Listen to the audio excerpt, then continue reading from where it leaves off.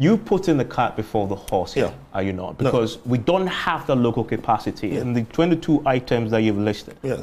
But you're going to place restrictions. How do we meet that shortfall? So that is why I would want us to emphasize, clearly underline the point. Let's be careful about the language that we're using here. It's a restriction, it's not a ban.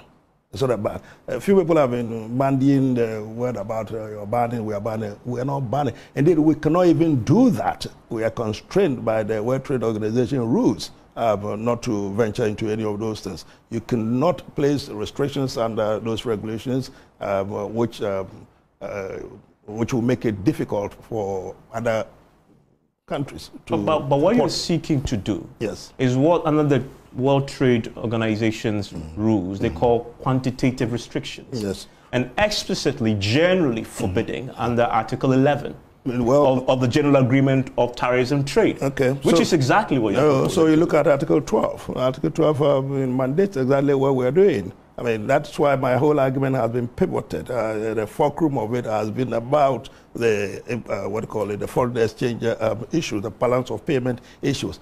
Article 12, an exception Article 12 under the quantitative restriction. Exception under 12. So 12 allows, if the issue is geared towards boosting the country's foreign exchange reserves. But the rules say if you intend to do that, you must notify the WTO. Have you done so? Why? We're taking them in stages. We're taking them in stages. We are consistently making the point. We are not banning anything. We are mandated by the rules. We are allowed by the rules to conserve our reserves. I mean, the WTO would ultimately be informed about the processes that we have put in place. We are not banning anything. We are saying that we are restricted by a certain procedure. And procedure is what, if you look at the documentation, you would notice by some sort of import regulations. You see, there's also another part of it that I think hasn't been properly considered. And this is the fact of that's all and feeds into the foreign exchange, the country's coffers issues that I have raised. There are people who import into the country and they declare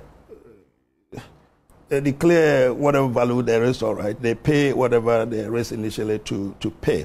I am told that following from that, there has been considerable difficulties in tracking all the VATs and the sale,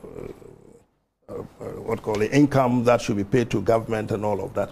You know, by now attempting to institute what we are trying to do, obviously this will become quite transparent because you would declare how much is it that you want to import. We know the figures.